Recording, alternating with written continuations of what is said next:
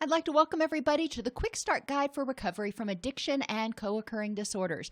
I'm your host, Dr. Dawn-Elise Snipes. In this section, we're going to start learning about mindfulness. We're going to differentiate between mindlessness and mindfulness, understand where mindlessness came from, define mindfulness, and explore ways that mindfulness can help reduce emotional and physical distress and pain and cravings, improve sleep, and even improve relationships.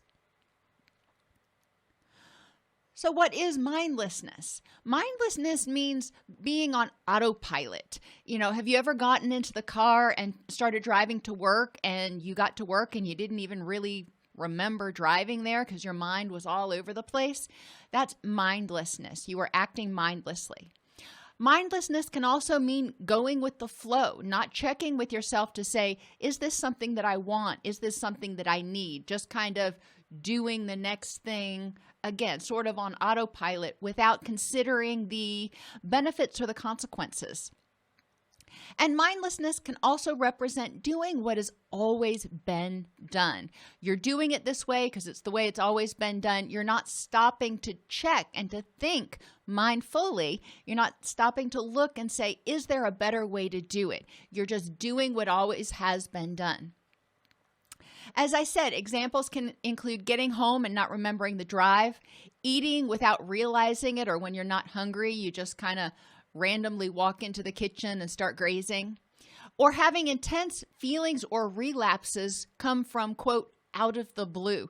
This is sort of the epitome of mindlessness. You're not checking in with yourself. You're working on autopilot, just putting one foot in front of the other and not asking yourself, how do I feel and what do I need? So in this section, what I want you to think about, spend about 30 minutes thinking about 2 times you acted mindlessly today, 2 times you did things on autopilot.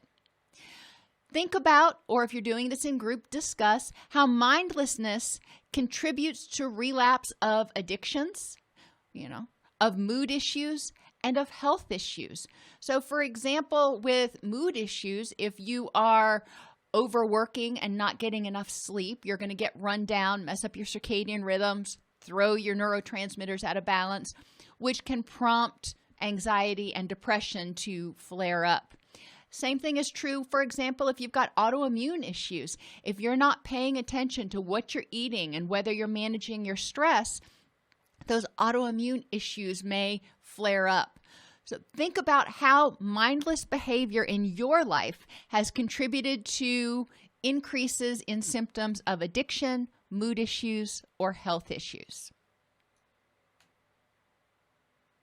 How did we learn mindlessness?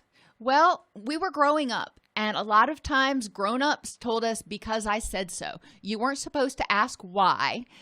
Again, generally, you would ask why, they'd say because I said so, and you were supposed to be satisfied with that.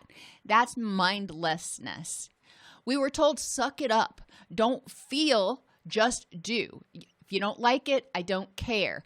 Don't check in with yourself for what your wants and needs are. Just do what I say.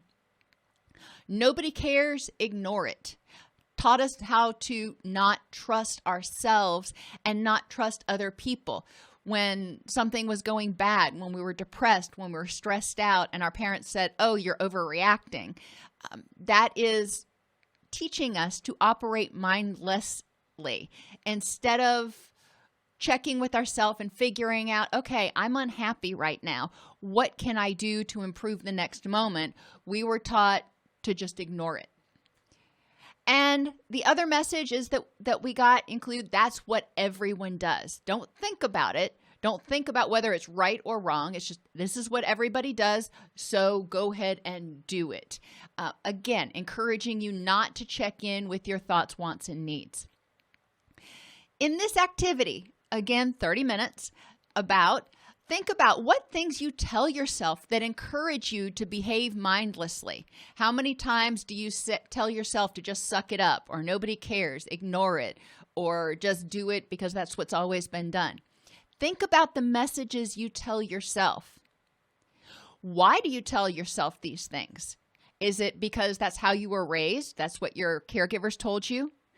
Do you do things because it hurts too much to feel, so you'd rather just not feel anything and push forward?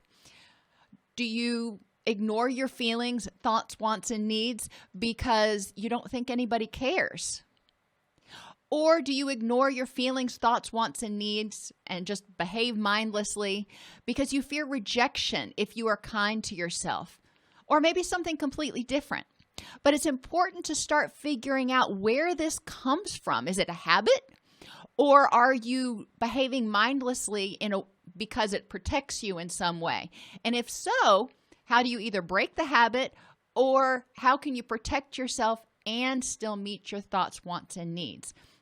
So think about, again, the things that you tell yourself that encourage yourself to behave mindlessly, and where these messages came from. Why do you behave mindlessly? What's the benefit to it? And the last activity is to start thinking about what mindfulness is. We've already talked about mindlessness, and I've had you think about it quite a bit. Mindfulness is awareness in the present moment without judgment of how you feel, what you think, and what your needs are. It's important to stop, look, listen, feel, and interpret. And that's a lot of stuff. The first part is stop. Autopilot keeps us going, kind of like a robot, just one foot in front of the other, just without thinking about where we're going. It's important to stop periodically, check in with yourself, look around at your surroundings, see what's good, see what could be changed. Look inside yourself. Ask yourself, what is it that I want and need at this moment? And then listen to what you tell yourself. Listen to your heart. Listen to your mind. What is it that you want and need in this moment? What are you feeling? And how can you improve the next moment? So really, you're checking in on what's going on both inside you and around you. Now, you may be somewhat familiar with temperament. And if so, I will mention that introverts often find it easier to be aware of what's going on inside them and more difficult to understand others. If you're an introvert, and that's different from social anxiety, but if you're an introvert, just being around a lot of people, it's not that you hate it, but it can be really draining to you. Introverts are generally very aware of what's going on inside, but being around too many people at one time can be bombarding. That's important to be aware of. That's important for managing your stress and preventing anxiety and depression and feeling overwhelmed, so you start having cravings. Extroverts often find it easy to read the crowd, and they draw energy from being in groups of people, but they find it much more difficult to tune in to what's going on inside. Both of these can be huge relapse traps. If you're not aware of what's going on inside you, that's where those relapses come from. If you're not aware of what's going on around you, you might miss or not notice the fact that there are triggers in your environment that are triggering you, and you're just not paying attention. So spend 20 minutes, get out a sheet of paper, and spend 5 minutes writing down everything you see, hear, and feel, physically and emotionally, and everything that you smell. So tune into your senses. Just spend 5 minutes jotting down what's going on around you right now. Just practice mindful awareness, not judging, just seeing how many things that you notice. And you may notice things that have been there all along that you never noticed before. I always think that's kind of cool. If you're doing this in group, compare your list with other people in the group to identify all of the things that you missed. I used to do this with my class at the University of Florida, and it was always an entertaining exercise because people would notice so many different things and not notice other things. If you're doing it by yourself, one thing you can do is take a picture of wherever it is that you're at and compare that picture afterwards with your list. I find when I am cleaning the house, especially if I'm getting ready to put the house up for sale or something, I take pictures of each room because I will walk into a room and kind of scan it and go, okay, everything's clean and tidy. If I take a picture, almost inevitably, I notice things in that picture that I actually didn't notice when I was doing my live scan, if you want to think about it that way, because I wasn't paying enough attention. I am not a detail person, so I know that it's important for me to go back and double check myself. So pictures can be an alternate way to compare what you wrote down with what was actually there. I hope that's helpful for you to start learning a little bit about mindfulness. We're going to continue to talk about that in